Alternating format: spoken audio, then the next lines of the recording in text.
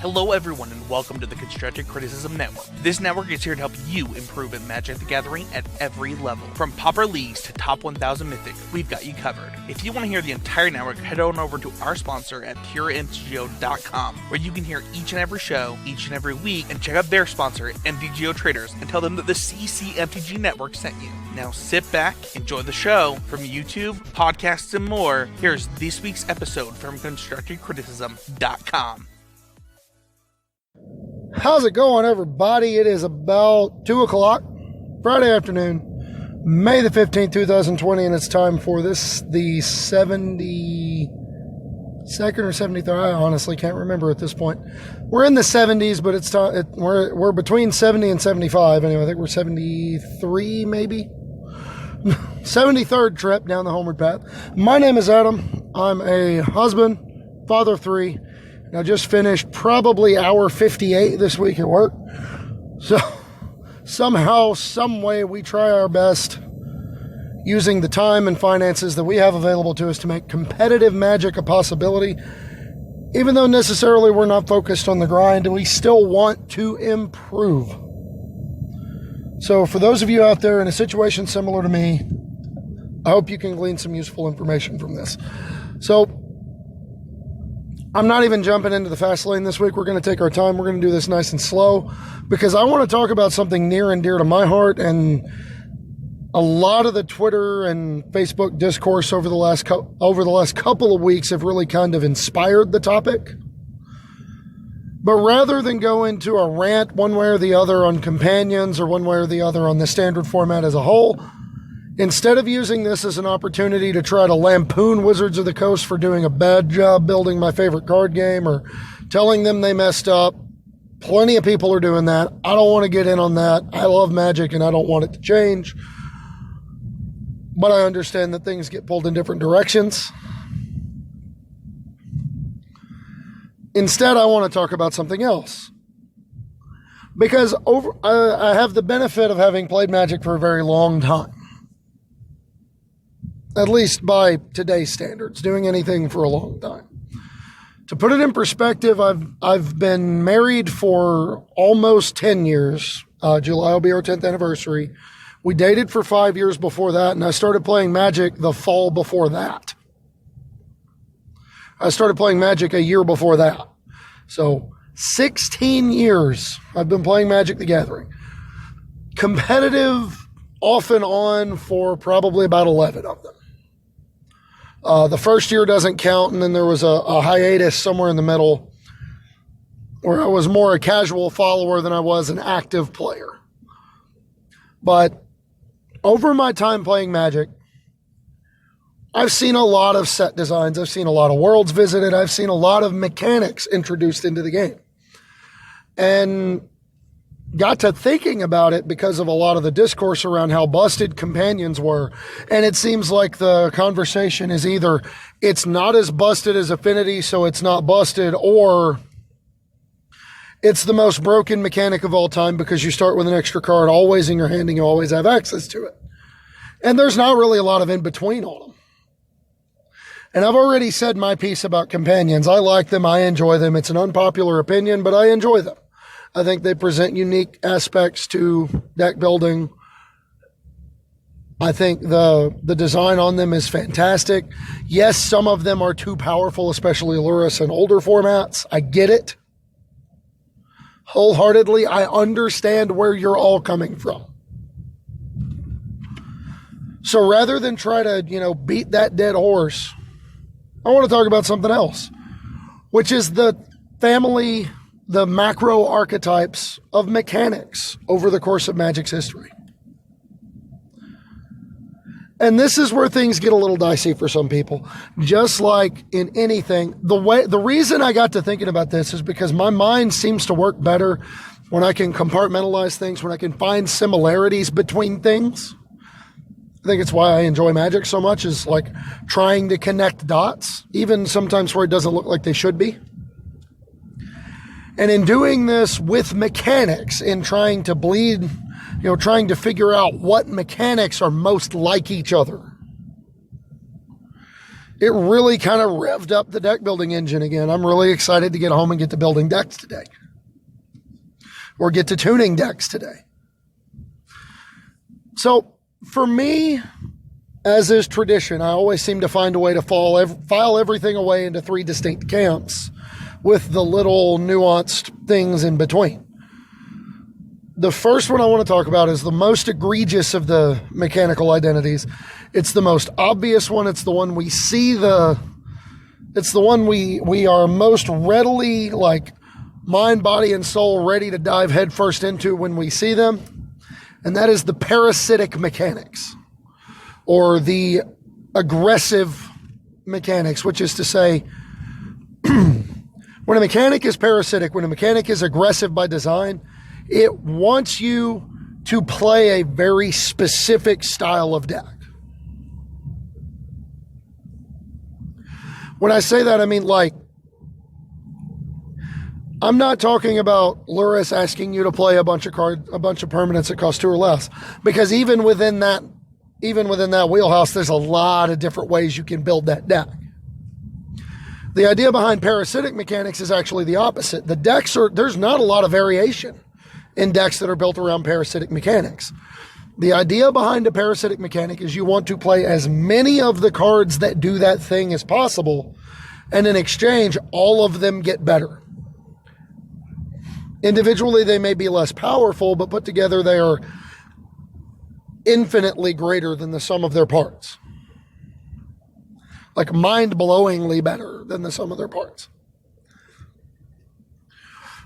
Some of the most important examples of parasitic mechanics are tribal decks. And one of the reasons you buy into parasitic mechanics is the fact that they buy you both a level of efficiency and card advantage. They tend to pay you off in both ways. A really good example is like tribal decks. You look at elves and goblins. Elves pay you off with a massive, overwhelming mana advantage. Similar to a storm deck. Similar to an engine card like a Wilderness Reclamation. They're mechanics and designs that are pushing you down a very, very particular path. But if you follow the rules that these mechanics, these card designs give you, you are paid off in a massive, meaningful, robust way. In the case of Wilderness Reclamation, you essentially get to take 2 turns for every one of your opponents. In the case of a card like Fires of Invention, you get to play double the mana worth of spells compared to your opponent.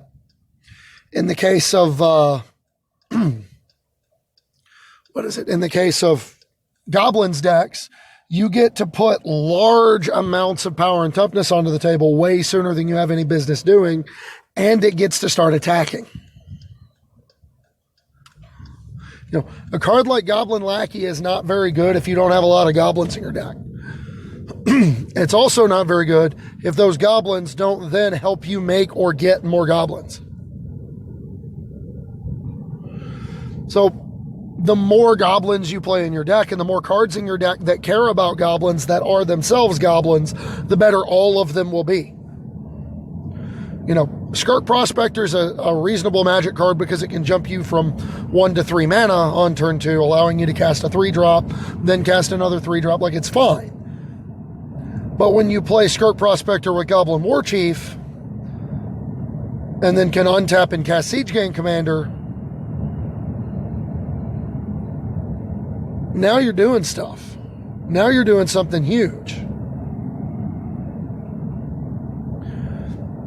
Another really good example of a parasitic mechanic is Affinity. I don't need to tell you how busted Affinity is. It reduces the cost of your cards to well below what their mana threshold should be.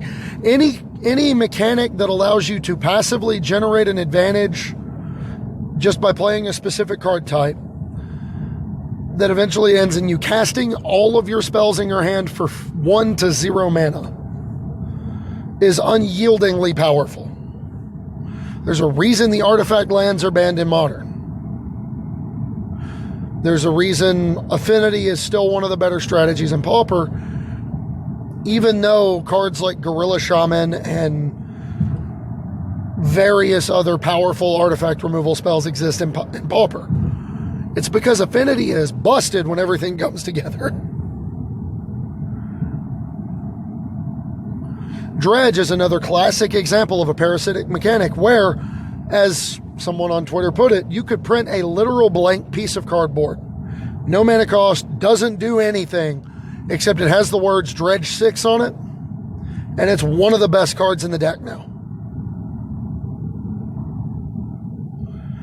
Because the more cards you play that have Dredge and the more cards you play that allow you to draw cards and put cards into your graveyard, ideally in reverse order, putting cards into your graveyard and then drawing, the more powerful all of your Dredge cards are going to be, and the more powerful your supporting infrastructure for them is going to be. I still have vivid memories of the old extended format and getting turn 2'd by Dredge. They cast Careful Study on turn 1 and Breakthrough for 0 on turn 2, and you'd die pretty reliably.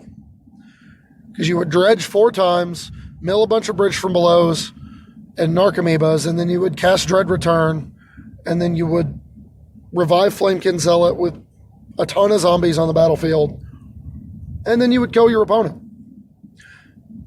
You know, to do the math, if you milled 2 Bridges and a Flamekin Zealot and a Dread Return out of 4 Dredge attempts with Breakthrough,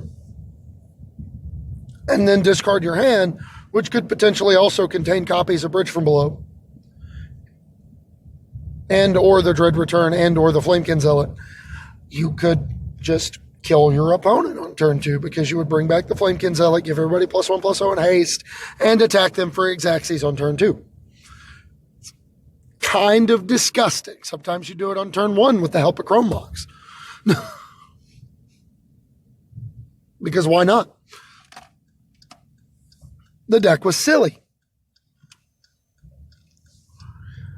So, how does it work if you don't buy into Dredge a little bit? You don't like, yes, I know there were mid-range decks in Standard when Dredge was in Standard that played like 2 Graveshell Scarabs and a Life from the Loam as an engine. Like, that's fine. Graveshell Scarab was a hard card to get rid of. But when you're in for Dredge, you really want to be in for Dredge. Because it goes from a fair mechanic to an unbalanced, unfair mechanic very quickly. Same goes for Affinity, same goes for, tribal themes, even the mid-rangier ones. Fairies was an unfair tribal theme. Bitter Blossom should have never been made a fairy. Because the fact that it could pump out the kinds of tokens that cards like Scion of Una and Spellstarter Sprite cared about, while at the same time being champion material for Mistbind Click once your life total started to become an issue. Like, it was both your best card against aggro and your best card against control. And it was because of the way the surrounding infrastructure around Bitter Blossom was so powerful.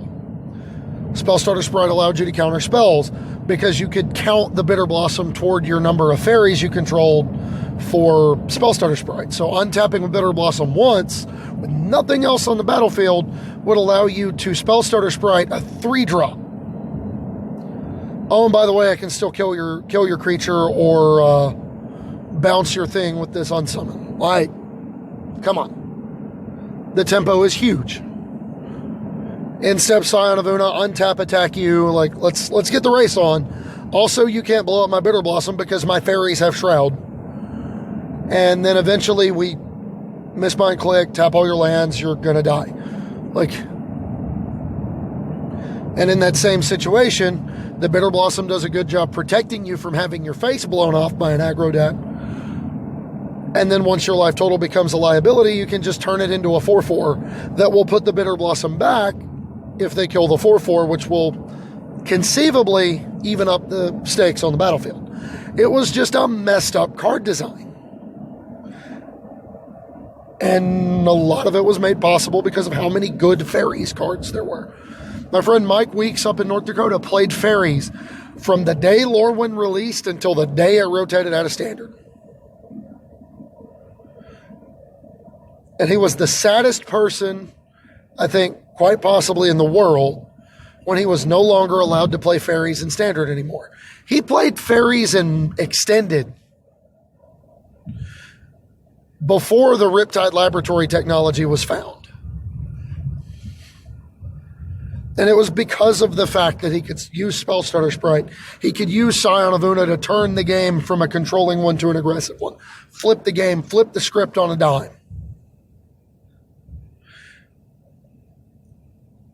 You don't see that with a mechanic like some of the other ones we're going to talk about. Parasitic Mechanics want you to build your deck a specific way. And in exchange, they pay you off leagues above the average efficiency and or value that you should be getting. Thoughtcast is a messed up magic card when you're playing a lot of artifacts. When you're not, it's really not. You know, the deck, if I had to build an Oathbreaker deck tomorrow, I would build Saheeli Sublime Artificer with Thoughtcast as a signature spell, because Saheeli makes artifact tokens, which in turn makes both the Thoughtcast better, and it makes the Saheeli better because it means I can flesh out the deck with a lot of artifacts, which in turn makes my Thoughtcast better. It's a very simple, straightforward implementation that's probably a little too good, if I'm being honest. So moving from the parasitic or the aggressive mechanics, the ones that dictate to you in no uncertain terms how you're going to play Magic, how you're going to build your deck in order to support these, we move to the second stage, which I would call the semi-parasitic or semi-linear mechanics, or jokingly I called them the passive-aggressive mechanics, which are the mechanics that are good on face value. Like individually, the cards that have them are like solid. But if you want to buy in, there's a deck there and it probably makes all your cards better.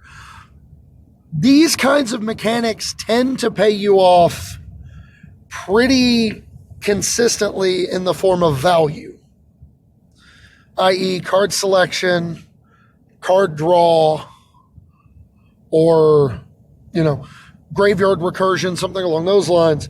These are the kinds of mechanics that really want you to, they gently suggest to you how you need to play Magic.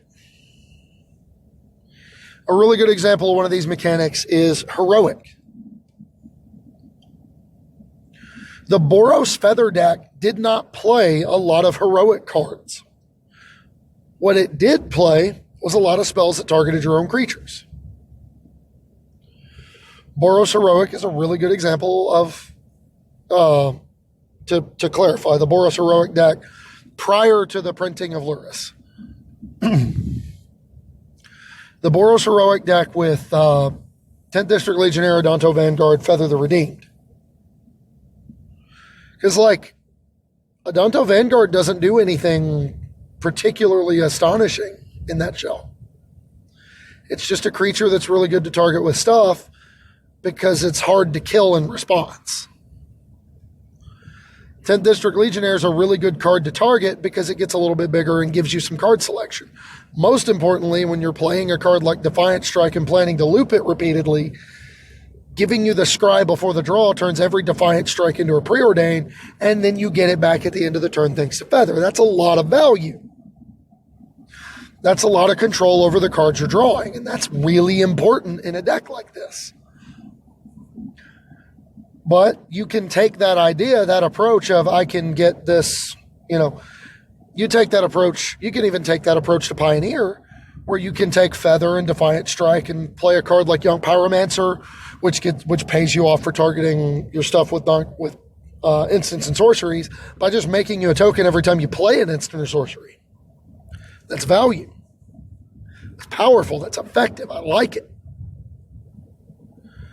But by that same token,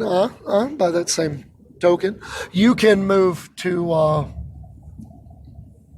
more dedicated Heroic build, and suddenly you're in for cards like Favored Hoplite, more more card effects that are similar to 10th District Legionnaire. Maybe you play the third color. You know, you keep going a little bit further down the rabbit hole. Originally, I had energy under the Parasitic Mechanics, and to an extent it is. But based on how it was used while it was in Standard, it actually falls more in line with what we're talking about here. You could build a dedicated energy deck. The Temur Energy deck was one of the better mid-range decks of the Standard format. But it was largely on the axis of it had the best mana. It had a lot of cards that generated value. And it gained access, because it played so many energy cards, it gained access to a resource that it could use like additional mana. You know, use like additional mana and or card text to stockpile. Like, Whirler Virtuoso on its face is just a 2/3 for 3 that makes a 1/1 flyer. Like, if the ability to make 3 energy resolves, it's a 2/3 for 3 that makes a 1/1 flyer. So it's 3 power, 4 toughness for 3 mana, 1/1 of which flies. That's okay. It's a pretty good on-rate card. Makes it difficult to play them with a bunch of spot removal. Rogue Refiner drawing a card is really effective, but it also gives you that 2 energy, which can turn into something later. And then the further you go down that energy rabbit hole, the more powerful kinds of effects you can start to stockpile, and the decisions you make matter more. But even without Rogue Refiner and Attune with Aether in the format to give you free energy just laying around, cards like Glintsleeve Siphoner, Whirler Virtuoso, Aether Hub were still reasonable includes to decks that weren't interested in lots of energy. Because a 3/4 for 3 mana that's spread across 2 bodies is not unreasonable. You know, it's good against aggro because it's 2 bodies to chump block with to allow you to get to your haymakers. It's good against control because it's 2 bodies. It's harder for spot removal to keep you in check. So on and so forth. And it's the kind of card that, like, if they have a lot of spot removal, you can just stock up several copies of Whirler Virtuoso's energy in the bank so that when the last one resolves and they finally don't have the removal spell, you've got enough energy banked up that you can just make a bunch of tokens and now they're on a clock. But on balance, like, Glintsleeve Siphoner was just a reasonable engine card. Another really good example of one of these mechanics is Adventure in Standard right now. A lot of the most heavily played Adventure cards are just good Magic cards. Lovestruck Beast is a good Magic card. Bone Crusher Giant's a really good Magic card. Brazen Borrower's a really good Magic card. But you put all of them into the same deck, and then you play Lucky Clover and Edgewall Innkeeper, and they go from being good Magic cards to each one of them becomes scalingly more powerful. You get access to a lot of additional card advantage. You get a lot of additional information. You can make a lot of decisions in a given turn. You get a lot of options at your disposal. You know, Fae of Wishes becomes part of that shell. Escape to the Wild, so on and so forth. You gain access to a wealth of power levels. But in the end, a lot of that power level is rooted in the fact that you're gaining all this extra value by buying into this energy. It's not necessarily that the deck is just busted. It's very good. But at the end of the day, it's kind of a mid-rangey big creature deck that wants to kill you by attacking you with giant beanstalk giants and 4/3s and 3/1s with flying and 5/5s. There's nothing actually fundamentally unfair about what you're doing. You're just doing the mid-range thing, and then you're dabbling a little bit of unfair into it by buying into this energy. By that same token, I keep making that joke. Eventually, it's going to stick, just like some of the spells we're trying to cast. By that same thought process, you know, you can just build a team or mid-range deck where you just play, like, you know, Questing Beasts and Questing Beast, Shifting Ceratopses. Brazen Borrower still probably got a place in that deck. Maybe you use, Growth Spiral Uro, and you're a more dedicated, like, traditional teamer value mid-range deck, but like Bone Crusher Giant and Brazen Borrower still have a place in that deck. Maybe that's something I need to build. I have all these cards. I need to stop talking to y'all.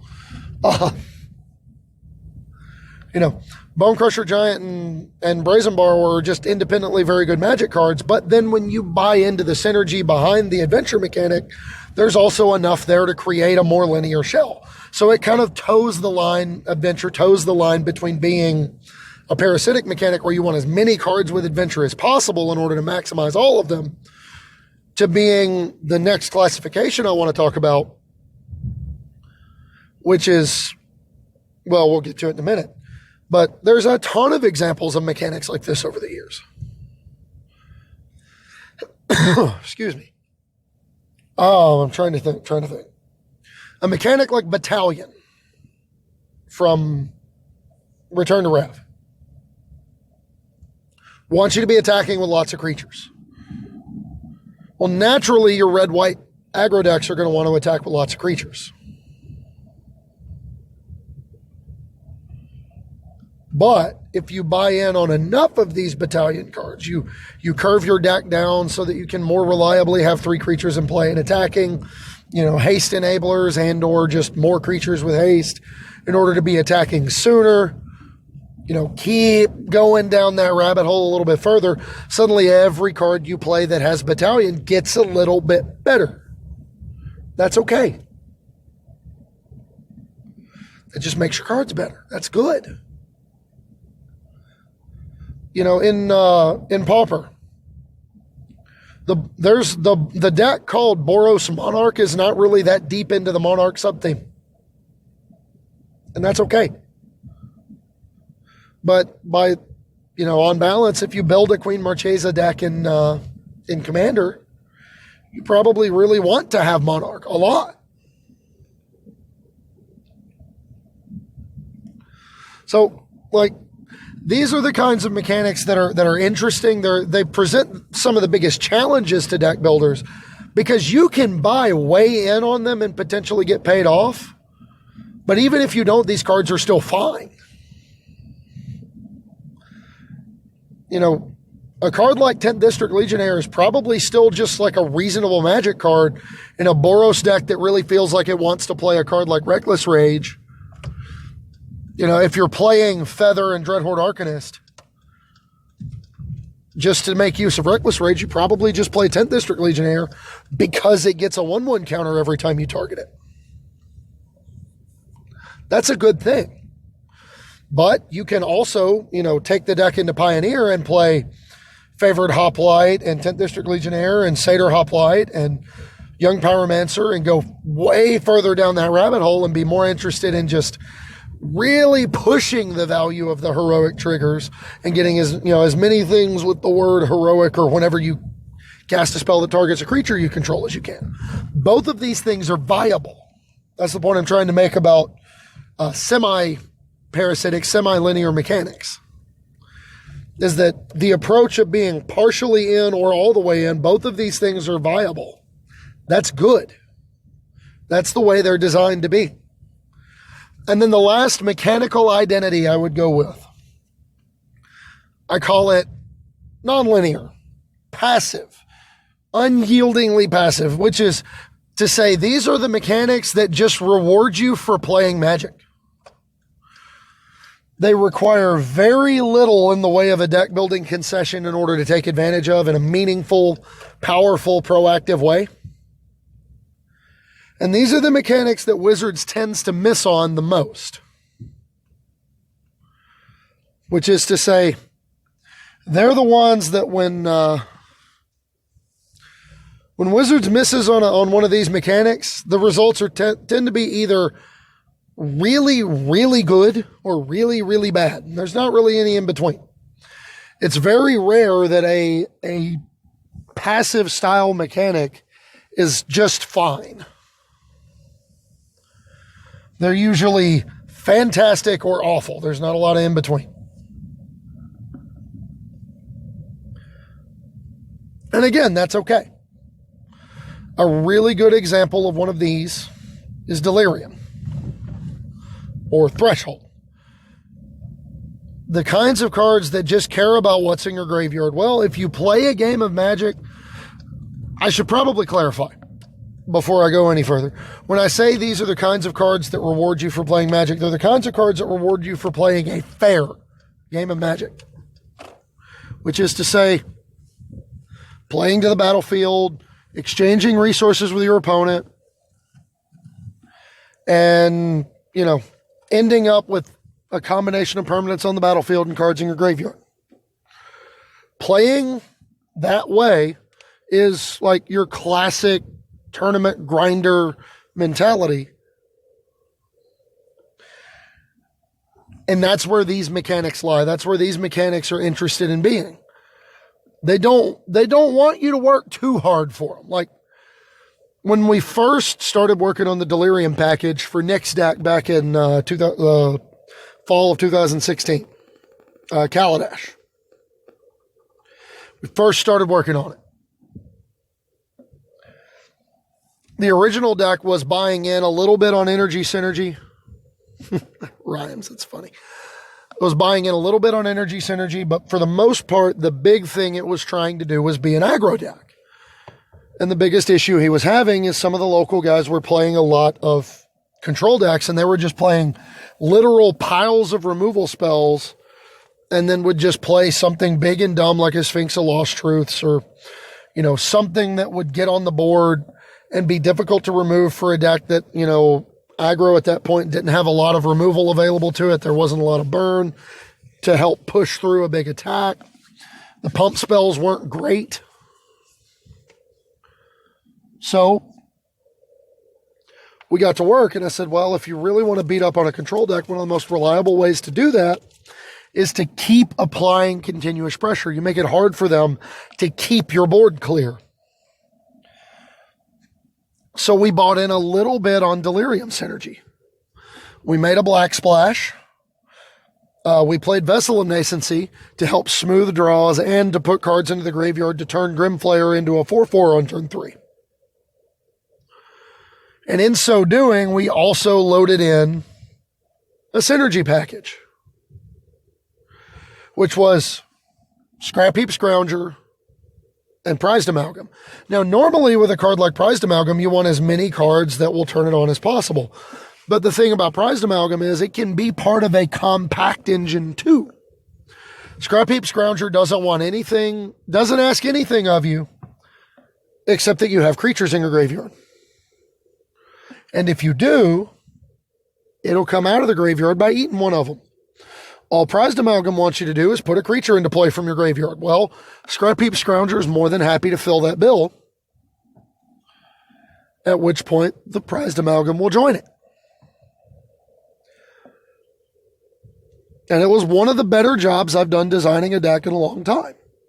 Well, fast forward a few months later, and I was lamenting the fact that a lot of the mid-range decks in the format seem to just be interested in either trying to bludgeon their opponent with increasingly large threats or trying to value out their opponent with no in-between. And Nick and I sat down and built a bigger mid-range deck that played Grimflayer and Ishkana. And we also played Liliana Death's Majesty and Walking Ballista, because Walking Ballista could then, in turn, in conjunction with Vessel of Nascency, put a creature in the graveyard that would turn Grimflayer into a 4/4, which allowed it to punch a little bit above its weight class. It allowed us to play, what is the card? Traverse the Ulvenwald, to go get additional copies of Walking Ballista against the copycat decks. If you Vessel on 3 and they don't have the turn 4 combo, you can just Ballista. Crack Vessel at the end of your turn, go get Ballista, untap Ballista for 2. Now I can interrupt the combo twice.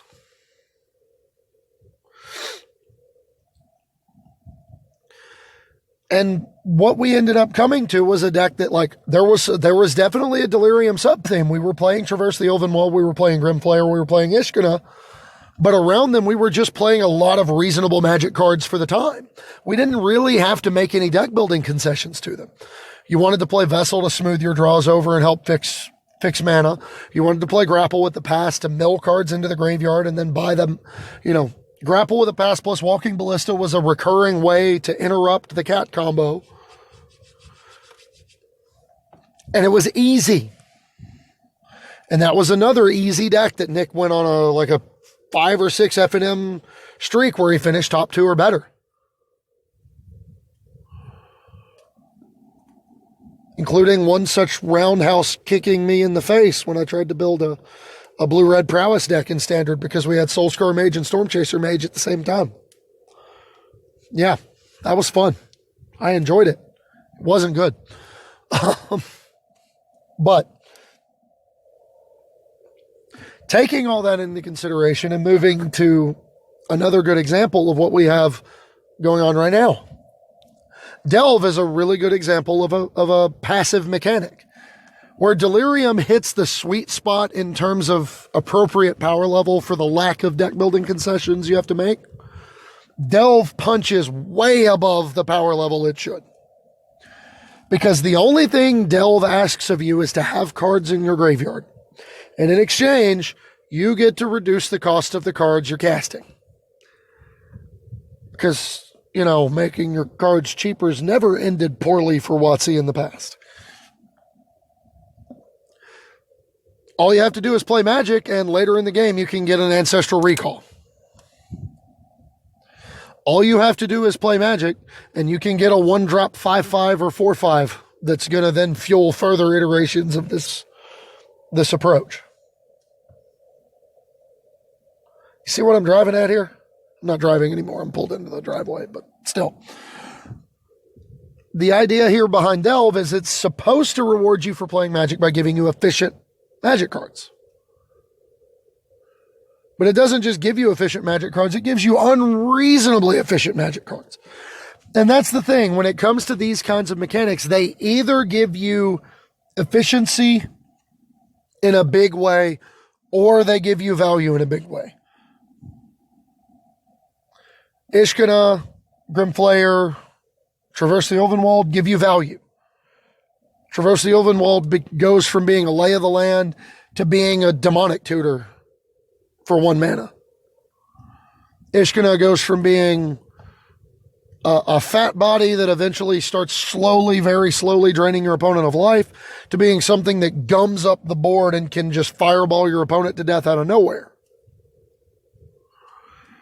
Grimflayer goes from being kind of a mopey creature to being one of the better ones available. And that's primarily value because Grimflayer then turns around and gives you card selection. It gives you more reliable card selection because you keep getting in there with the trample. By contrast, Delve gives you Tassiger and Gurmag Angler and Murderous Cut and Tombstalker. 2-drop 5/5 flyer is unplayable compared to a lot of these other Delve cards. That's how powerful these Delve cards are. That's ridiculous. Some would say utterly ridiculous. No? Never mind. That was another joke for last week. Utterly ridiculous.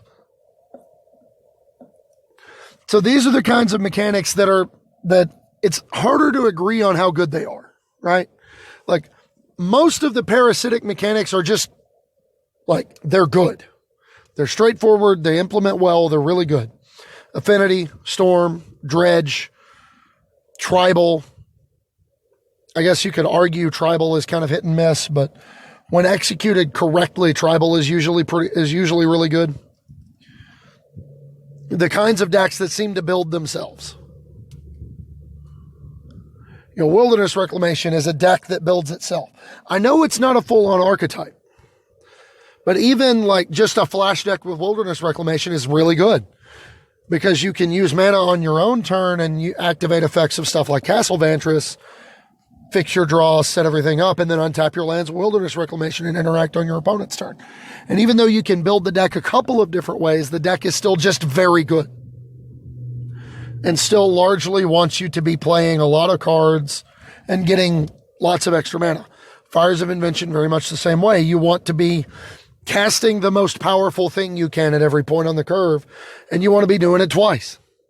It's not really a, yes, you can do it in different colors, you can do it in a lot of different ways, but the end results are decks that play very similar.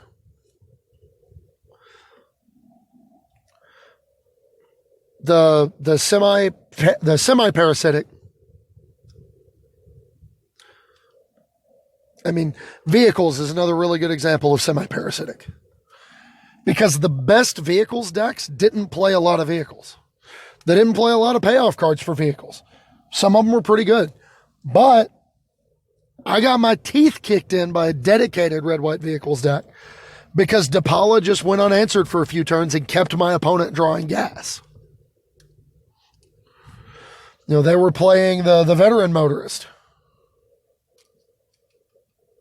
They were playing, what is it? What is the card's name? I can't remember.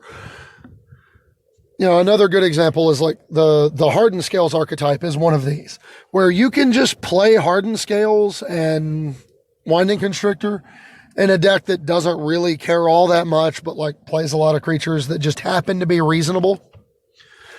Play it with Walking Ballista, Hangerback Walker, and just kind of gradually overpower your opponent in classic big dumb green mid-range style.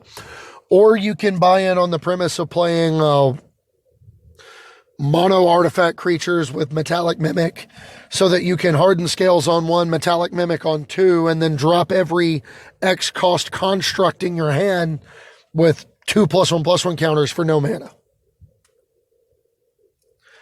It's a really powerful ability. On balance, something like Adapt is another good example of a passive mechanic.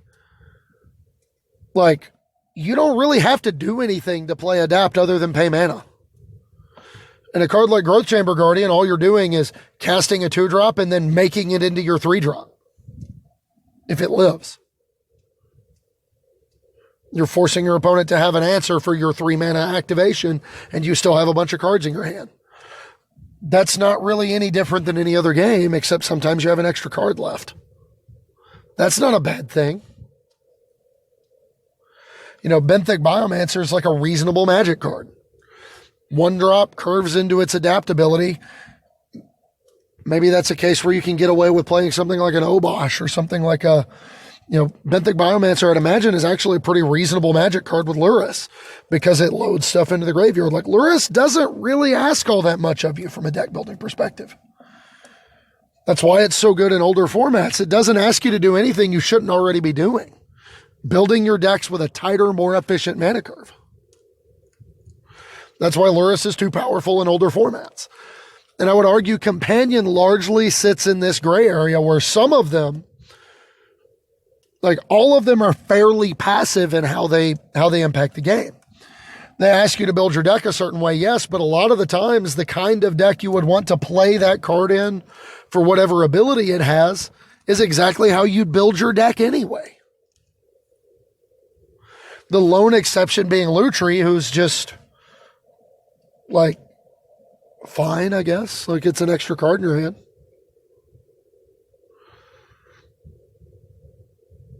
But like Kahira, the tribal one, the only thing you have to do is make sure everything has the same type. And a real easy thing to do to make sure everything has the same type is don't play any creatures. That's why the blue-white control deck and Pioneer can play it. Scotty Porosky, one of my Twitter people, I hope I pronounced your name right, plays what is the card's name? Zirda, the Boros companion, because every permanent in his deck has an activated ability. Because the only permanents in his deck are not, what is it? Yeah, every permanent has an activated ability. Because even Shark Typhoon is a permanent, but it has cycling, so it has an activated ability. So Zirda is allowed to be the companion. It just functionally starts the game as an 8th card in your hand. Like, these are the kinds of mechanics that buying in doesn't really pay you off, like, super substantially. It kind of makes your other cards better, but by and large, it just makes your first card better.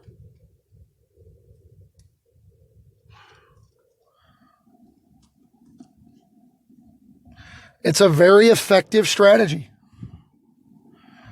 It's one of the tried and true axioms of Magic. It's the reason a lot of people are already fed up with companions, is because, frankly, like, playing 20 extra cards in your Fires of Invention deck is not hard. Playing 20 extra cards in your Bant Ramp deck is almost a necessity with how many cards you draw between Teferi and Hydroid Krasis and what is it? You know, the number of lands you can pull out of your deck with Nissa Who Shakes the World if she ever lives to Ultimate. Like, oh no, I get to play more interaction and more haymakers in my deck now I get to justify having room for all these cards. Okay. Sure.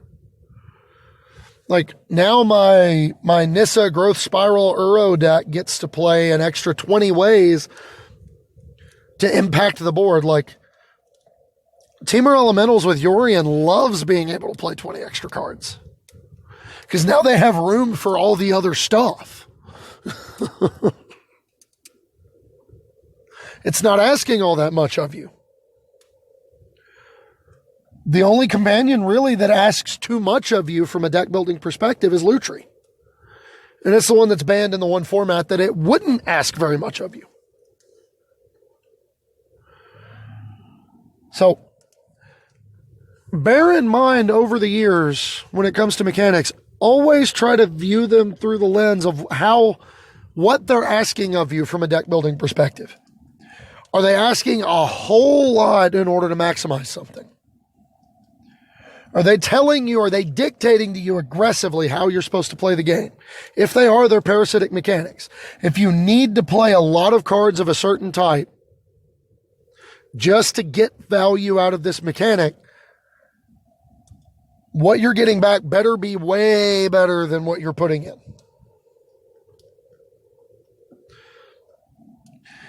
If they're asking you to play a few cards that you otherwise normally wouldn't, in order to really maximize it, but a lot of the cards are like fine on their own, see how far down the rabbit hole you can go, push it as hard as you need to. But at the end of the day, some of those cards are still probably just reasonable to play in other decks. And then if it's not asking too much of you, just play the cards. Like, I don't know what to tell you beyond that. Mechanics in Magic are weird. Some of them make you work harder than others, but a lot of the times, the ones that make you work the hardest are the ones that will pay you off the most if you get it right. So that's what I want all of us to do, right? Go out after this is all over and go get it right.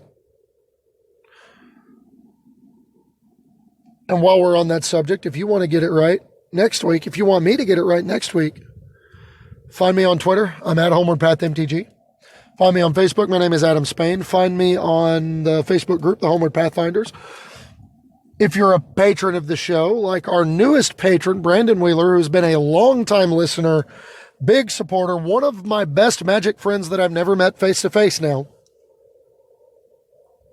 If you want to be a patron like Brandon, patreon.com/HomewardPathMTG. You will gain access to the Discord at $1 a month. At $3 a month, your deck gets pushed to the front of the line to do for the Fast Lane segment when we do it. And at $5 a month, we collaborate and write an episode about a topic that you want to cover in the way that you want me to cover it. And Brandon's got a really good one lined up, but I really want to do some research on it and make sure I know what I'm talking about before I go into it, because it's going to be a topic I want to take great care in approaching. It's a really difficult one, so it's one I want to do some more research on before I try to pretend I'm anything resembling an authority on it.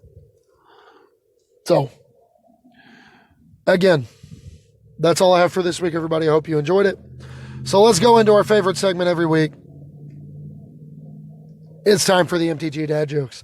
I'm a husband. I'm a father. I have 3 of those little bundles of joy. I'm not going to say the first thing that came to mind because I love my children.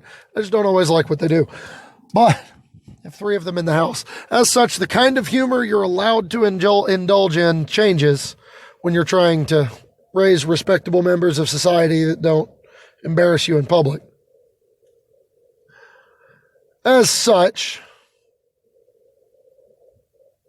did I do that one last time? I bet I did. I'm pretty sure I did. That one I know I didn't. But I love a good pun and I love magic, and putting the two together just seemed like a no-brainer. And then I found out they were already out there and people were already doing them.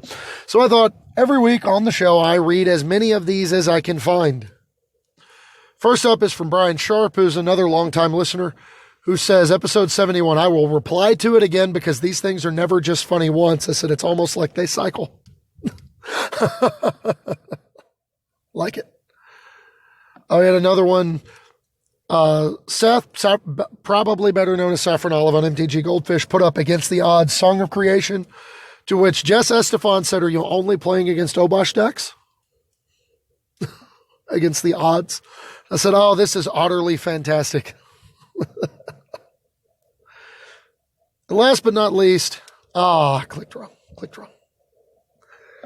Last but not least, we have from the Maverick Girl on Twitter, put up the price jump of Vexing Shusher, which has jumped 193% in a few days.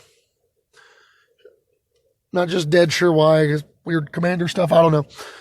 Says, nope, don't like that. And Chantel Campbell says, would you say it's vexing? And then we have the gif of Horatio Kane putting on his sunglasses. Come on, that's great. It's definitely vexing. I don't like watching prices go up on anything. That's all I have for this week, everybody. I hope you enjoyed it. Remember, as always, if you like the content and you're consuming it on YouTube, obviously, leave a like, comment, subscribe. If you want to support the channel directly, patreon.com/HomewardPathMTG. If you want to check out other content from great creators, head over to our sponsor, puremtgo.com. All the stuff from the Constructed Criticism Network is there, as well as my brain is non-functional today, as well as the stuff that I put out every week. And last but not least, I'm going to leave you with the thing I've been leaving you with ever since the whole pandemic began. Everybody's going through something tough right now. You never know what somebody else is going through. So when you're dealing with people, it's really easy to be interested in trying to dunk on them. It's really easy to be interested in trying to belittle, trying to put down. I'm not wired that way. So when I'm interacting with people, I always remember the words of wisdom from the 12th Doctor, portrayed brilliantly by Peter Capaldi, in which he said to himself as he was regenerating, never be cruel, never be cowardly. Remember that hate is always foolish, love is always wise. Always try to be nice, but never fail to be kind. So go out, interact with each other anyway. Be kind, and we'll catch you next week.